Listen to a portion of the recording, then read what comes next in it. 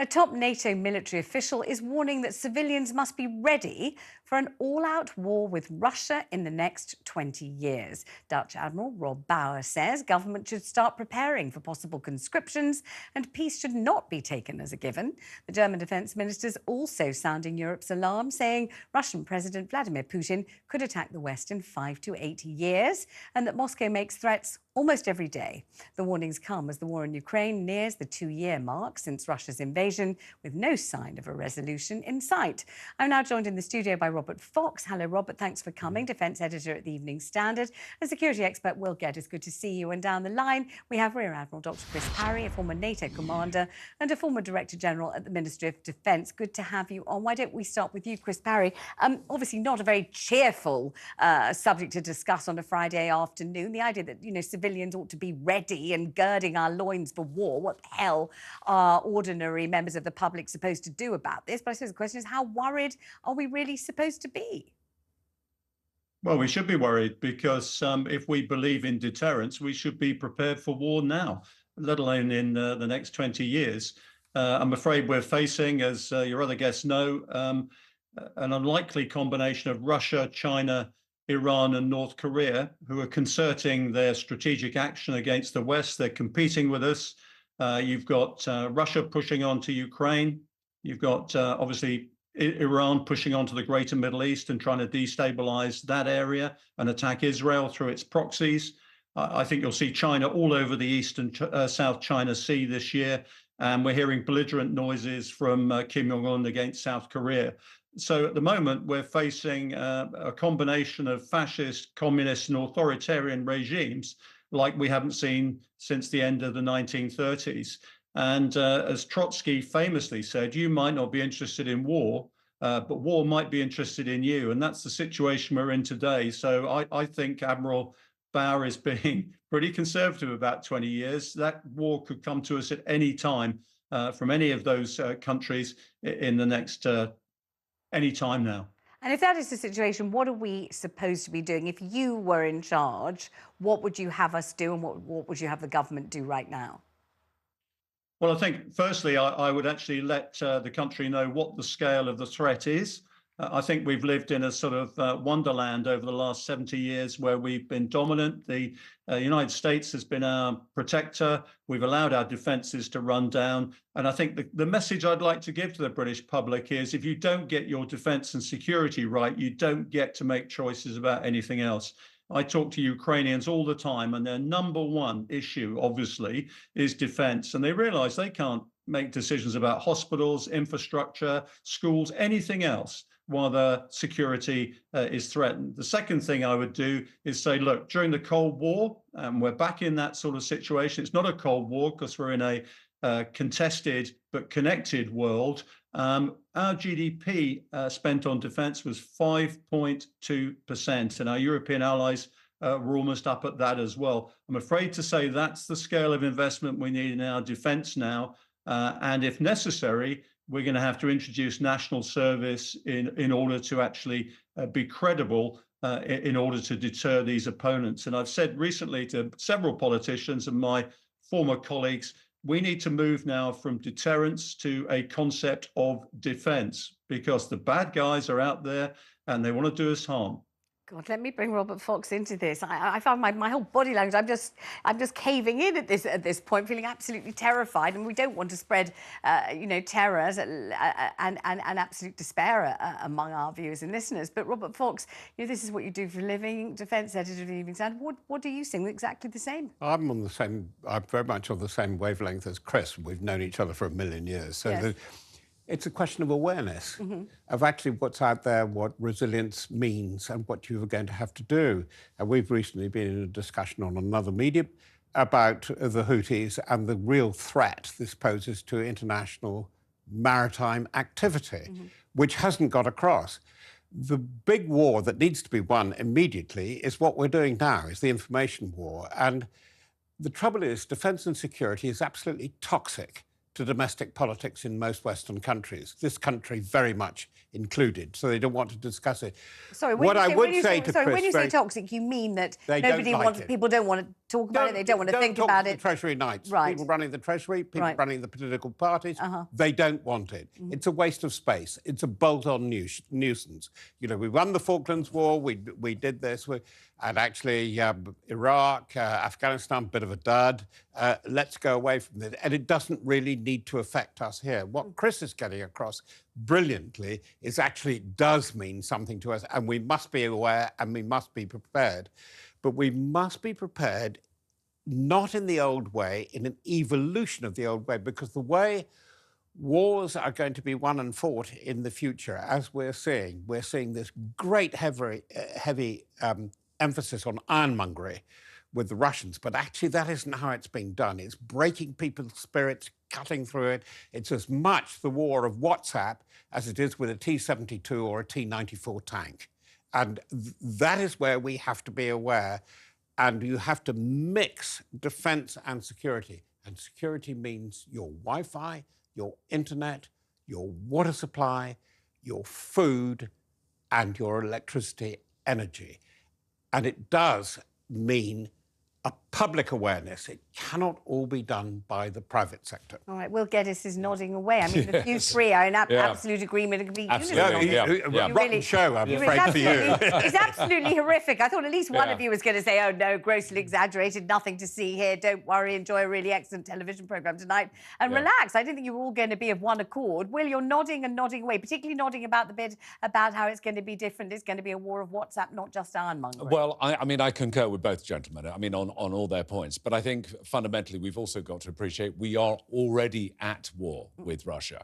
Russia has been mounting cyber attacks prolifically against the United Kingdom for a very long time. They've been looking to hack into our banking systems and financial trading systems, into our infrastructure, into our nuclear systems, all sorts. But it's fights by proxy. This is true what they call, what we term as asymmetric warfare. You have a number of different elements. And as the gentlemen have been mentioning, the Houthis, you talk about various different factions, Hezbollah, you look at Hamas, who are being financed and sponsored by states like Iran. And yet Iran, although it's launching attacks against ISIS in certain areas, we also have to look at Ukraine. And Ukraine's been taken off the agenda somewhat in terms of the focus, but Ukraine is pivotal to what can actually go forward. If Russia, for whatever reason, achieves that, and bearing in mind there is a huge NATO exercise, all 31 members of NATO are embarking on this exercise, which is going to run up until June. And even Grant Shapps has donated 20,000 troops plus military hardware as well as aviation on this exercise. Russia, the NATO countries only border about 11% of Russia's country. It's a very small amount, but Russia has a very, very bad history. From Grozny to Georgia, from Aleppo through to Ukraine. They've taken and snatched little territories that they've tried to regain. And the problem is that if we allow Russia to win this war in Ukraine, we're really going to be in a very, very difficult predicament. And I think the biggest challenge, and I think the gentlemen were both hinting at this, is that if we leave this too late, if it's not tabled as an important subject to discuss right at this stage, it will be too late. Let me bring Chris Parry into this. What ought to be happening, Chris, as we approach a general election? What should we be hearing? We know what we are hearing, a hell of a lot about Rwanda, some stuff about inflation, various hints about taxes, possible dropping of this tax and that tax. Not much else really from the governing party, and not a whole hell of a lot else from the Labour Party either, really. What if you were at the helm, if you were the speechwriter and the person dictating what is the priority, what would you have us hear? Well, Vanessa, I have been a speechwriter. That was one of my jobs in the Ministry of Defence. I used to have to write speeches for the senior officers and for the politicians. So what I would say right now is that I think we've got to get a new NATO strategic concept in place that actually balances out the contribution of the United States and its European partners. I think we have to role specialise. So I have to say that the United Kingdom, and it's not just because I'm a naval officer, I think the United Kingdom has to say we need to leave the Panzer stuff to the countries that do it really well, like Germany, Poland, and others. And I think we have to say, look, we're the country that's the furthest away from any threat coming from Russia right now. We have to deal with ballistic and cruise missiles, because one of the things that will get the British public's attention, Vanessa, is when missiles start landing in Kent rather than Kiev. And I'm afraid to say the same missiles that do land in Kiev can actually reach Kent. So we've got to start getting realistic about these things. We have no way, apart from our Type 45 destroyers, of shooting down any sort of missile that attacks the United Kingdom. That is unacceptable, given the sort of threat ratios that we've got. We then say, right, if that's the case, the United Kingdom should say, what do we do best? We're a maritime nation. We deploy air. What's really important is to do what I call high impact, low footprint operations. We're not the sort of country that needs to invest in putting vast numbers of troops on the continent of Europe. That's what the Europeans can do. But what can we do best? We can help the United States at sea because it's involved in 4 major theaters around the world. We can get decent combat air, both unmanned and manned aircraft, and then put the investment where it's really needed. And actually, we'll say to the Russians, you better watch out, the Brits are coming, because right now they're not really frightened about us. Robert Fox, this is what we should say. And this is Funny what enough, we I should... disagree with quite a lot of that. You disagree? Yep. Ah, I thought you were joint broadcasters and you were always going to be on the same side. OK, what do you disagree with? You're going to have to invest in personnel, and I do understand that we have to specialise, and that's where I agree with Chris. Where I disagree with him, we're saying we're going to emphasise on the maritime or the air, and we're going to neglect the land. Actually, it's an open secret, the amount that the land has done in Ukraine. By that, I mean very brave and extremely capable British specialist army personnel and Royal Marines have done a hell of a lot more than can generally be recognised. Royal Marines and Navy. Go on, Chris. Royal Marines and Navy. Yeah, I know, but let's not get parochial about it, because this is a big spectrum that we've got to deal with now. What worries me is that we are completely unprepared for what's going to come up in the general election campaign. 2016 and the info ops that were done from Russia and wherever, as my colleague on my left was saying, that was just a nursery run, I think, as to what we're going to get. What could befall us, so that people understand what you're saying, what could come up in the election campaign. What fake news will be wall to wall. I think that when you think most people under 25 do not get their news and views from terrestrial radio, let alone the printed press, which is still extremely valuable. I would say that, wouldn't I? Yes. But, you know, the misinformation war is a thing that we really have to have an awareness about. Give me an example, just so people can understand. You know, the vague threat is a vague threat, but if you give an example... I'll give you the cheap example from 2016. This family that was so badly dealt with, and, you know, whether for or against Brexit, who lived in the northeast. Actually, it was something generated entirely by the troll factory, by Prigozhin's troll factory in Petersburg, and that's the kind of thing that we're going to have to face. It's motivating personnel.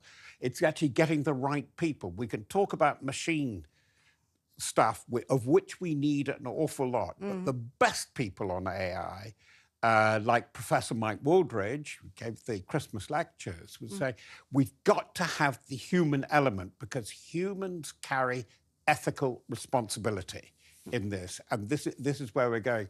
But security is now, security/defence, what Chris has been talking about, is absolutely a main agenda item. And I wish the political parties right across the piece, from the big to the little, Labour, Conservative, SNP, Lib Dems, took it more seriously, took it as seriously as it deserves. Except we'll get is they don't, they're not. No, they don't. And honestly, I think some people listening to this or watching this programme right now, it really might be the very first time they've heard anybody take this idea of a threat of war imminently seriously. They will be thinking, God, I don't want to hear this. I'm sure this isn't right. Who are these peculiar crackpots? I don't want my son or daughter to go to war. You know, we're just cooking the chicken. We're about to have dinner. Right. I don't want to hear this. This sounds absolutely ghastly, completely terrifying. I don't know what to do about it. Let's pretend it isn't happening, because these guys might be completely wrong. Who are they anyway? Let's ignore what they're saying, possibly because it's certainly not the normal bill of fare. We are not seeing this in the papers. We're not hearing it on BBC News or Sky News or TalkTV News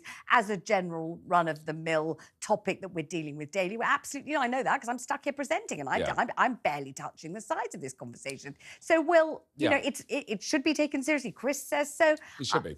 But I mean, I think, again, there are a number of ideas being touted right now, which are simply not going to work. So one of the biggest problems. And I kind of agree with Robert and the other gentleman to a certain extent. I'm in a position where some I agree with, some I don't agree with. Conscription or national service, that isn't going to work. The military won't want it. We've had such a degrading... This is the idea that the military won't want people who are reluctant. Something like it will have to happen, but down the road.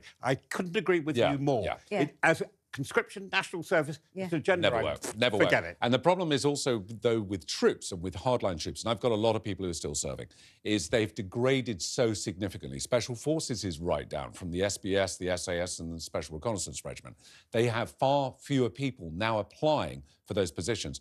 And it circles back, and this is where the whole thing sort of comes together, is in this propaganda war. And that that most young people are not being messaged with clear messaging and accurate messaging because they're getting it through social media. So a lot of the young are turning around and saying, why would I want to earn a minimal wage, join the military, potentially end up dying, when I'm seeing veterans who are leaving the military not being taken care of, not being treated in the same way as they were loyal to their country. Absolutely. So the whole thing is a complete mess. But the subject of yes, security... it can be sold. Don't you remember all those army recruitment adverts, which used to be entirely centred on deep-sea diving and surfing? Do you remember those? Yes, I mean, some of that messaging is just very confused, and I don't think it's appealing to the Recruiting is a very bad record at the moment. It is, can I look you straight in the eye? Yes. And I would say incredibly badly handled. And from the very top. From the government through. And there's... Let's do the soft sell. Let's do, as you say, these soft ads, you know, the soft music, you can drop out of a helicopter and do this. But I think any young man and woman who is physically and mentally capable, they could go in there, it would be a real challenge. Yes, you do have to work with other people. There is a very 0.01% risk. But if you play sport, if you're interested in being together, where can you do that for 5 to 7 years? Have fun, work with people, and understand how the community works. I think there's no selling at that level. It's all negative. Oh, poor me, you know, the compensation culture. I think the last thing I really want to say on this is... You're going to get me raging in a minute. Oh, my God, I know. I sympathise with these points, but I think fundamentally what it comes down to is I don't want people getting indigestion over their Friday evening dinner. But we have a very volatile situation right now. We have to be collective. At the moment, we're in very divisive times. And we're seeing this with the Palestinian protests. We're seeing this with, obviously, the marches against anti-Semitism. You know, there is this very, very divided culture here, right across, not only the United Kingdom, but elsewhere.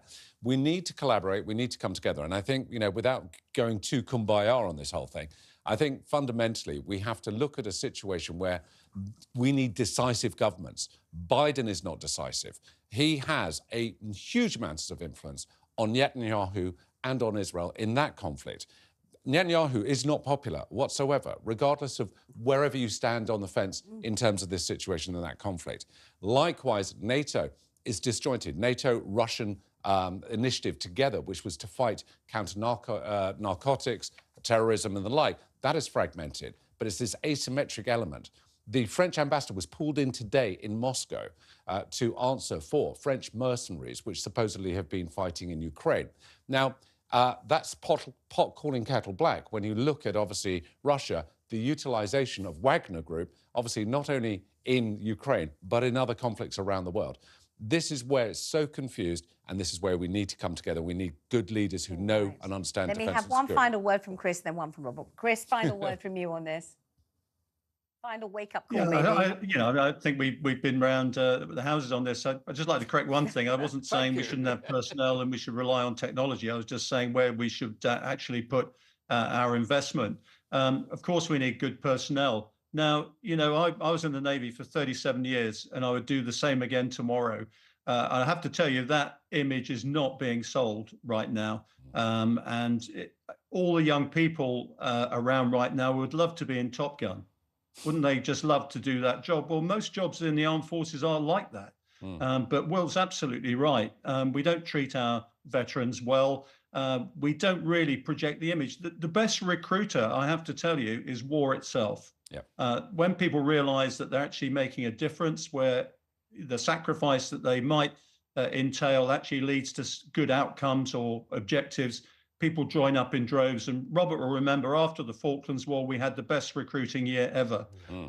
So once people realize that they can make a difference by putting themselves in the front line, when it becomes sexy, if you like, then people will join the armed forces. I think it's the sexiest job on the planet, but I'm an aviator, so of course I'm going to think that. Well, on the word sexy, let me bring Robert in. Obviously, that's an appropriate segue. Sorry, Robert. I've been in journalism 56 years and I'm still serving. But the thing is, and he's quite right, when you see people combining, just to bring out Chris, I was just thinking about this the other day, seeing 2 or 3 of the fighting companies of 2 Power at Goose Green, and I was right in the middle of it. When you see them combine, and it's a team, and it's the endeavour going forward, I saw them doing that, and then in Bosnia, seeing company distributing bread, going up into the back end of absolutely nowhere beyond, where people hadn't seen food or whatever.